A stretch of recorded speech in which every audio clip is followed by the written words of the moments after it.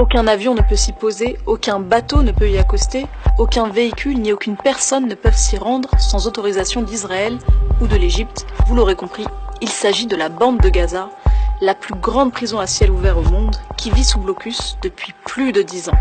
Et ce, dans l'indifférence générale. Mais alors, qu'est-ce que ça signifie concrètement pour les Palestiniens de vivre sous blocus? Et pourquoi est-ce que c'est l'une des pires injustices de notre époque? Alors avant de développer, il faut d'abord rappeler ce que c'est que la bande de Gaza. C'est le plus petit des territoires occupés palestiniens, une toute petite enclave qui fait 3 fois Paris où vivent près de 2 millions d'habitants. Et depuis 2007, c'est Israël qui décide de la liberté de circulation des Gazaouis. Tous les habitants de l'enclave, y compris les malades en traitement, les hommes et les femmes d'affaires, les personnes âgées, les pèlerins chrétiens ou musulmans qui veulent aller prier à Jérusalem, toutes et tous doivent demander l'autorisation de circuler à Israël. Et c'est la même chose côté égyptien, le seul autre pays qui partage une frontière avec Gaza, où le blocus s'est intensifié depuis la prise de pouvoir d'Abdel Fattah el-Sisi. Mais alors, en quoi consiste exactement ce blocus? Eh bien, en plus de contrôler les entrées et les sorties des hommes et des femmes, Israël décide également des produits qui ont le droit d'être importés par la bande de Gaza. Et si aucune liste officielle n'a jamais été publiée, on sait que pendant des années, les produits comme le café, le chocolat, la coriandre ou encore les chips n'avaient pas le droit d'entrer à Gaza, sous prétexte de lutte contre le terrorisme.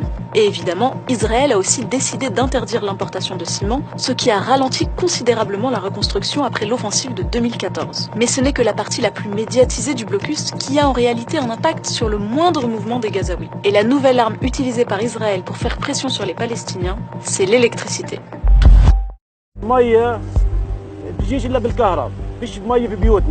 الحياة بالنسبة لكل شيء مش حاجة المصانع كل شيء كله اتدمر. كل الكرة الأرضية عبارة عن قرية صغيرة، كل الناس متواصلة مع بعض، شبكة واحدة. لما أنت ما يكون في كهرباء أنت منعزل تماما. Un enfant de 11 ans qui vit à Gaza n'a par exemple jamais connu ne serait-ce qu'une seule journée avec 12 heures d'électricité.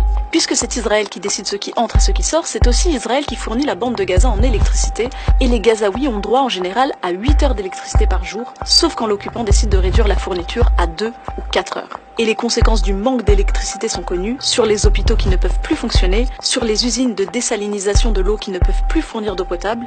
Conséquence, 95% de l'eau courante n'est pas potable dans la bande de Gaza. Et concernant les entreprises, sans électricité, elles sont obligées de cesser leur activité. Aujourd'hui, la bande de Gaza a le taux de chômage le plus élevé au monde. 44% de la population active et 60% des jeunes y sont sans emploi. Mais ce n'est pas tout.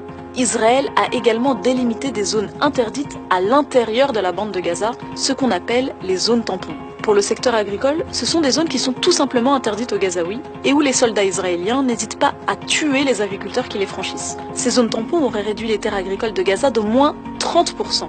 Et en plus de la limitation des importations de bétail, de matériel d'irrigation ou encore d'engrais par le blocus israélien, ces zones tampons ont complètement sinistré le secteur agricole gazaoui selon l'ONU. Même conséquence sur le secteur de la pêche, où les droits des pêcheurs gazaouis ont été réduits d'année en année. Au départ des accords d'Oslo, les pêcheurs pouvaient aller jusqu'à 20 000 nautiques, soit environ 37 km des côtes. Ce droit a ensuite été réduit à 12, puis à 6, puis à 3, soit un peu plus de 5 km. Et il est même arrivé que des pêcheurs se voient tout simplement interdire toute sortie en mer. Conséquence, il y a de moins en moins de poissons, et ceux qui s'aventurent au-delà des délimitations décidées par Israël se font tuer par les snipers. C'est ce qui est arrivé en février 2018 à Ismaël Saleh, un pêcheur de 18 ans.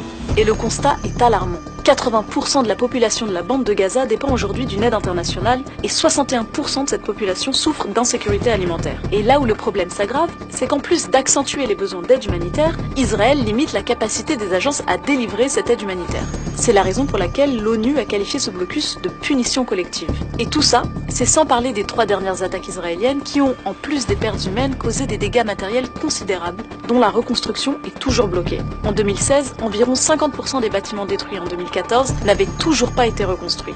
L'eau, l'assainissement, l'énergie, les infrastructures médicales et les entreprises de Gaza ne peuvent plus fonctionner. Et si Israël a décidé d'asphyxier la bande de Gaza depuis plus de 10 ans, c'est pour punir les Gazaouis d'avoir élu le Hamas lors des élections de 2006. Une élection démocratique qui ne plaît ni à Israël, ni au Fatah qui dirige l'autorité palestinienne, ni à la communauté internationale qui laisse faire. Et qui paye le prix aujourd'hui? Les civils gazaouis. Alors, l'ONU estime que Gaza sera invivable d'ici 2020, mais est-ce que ce n'est pas déjà le cas?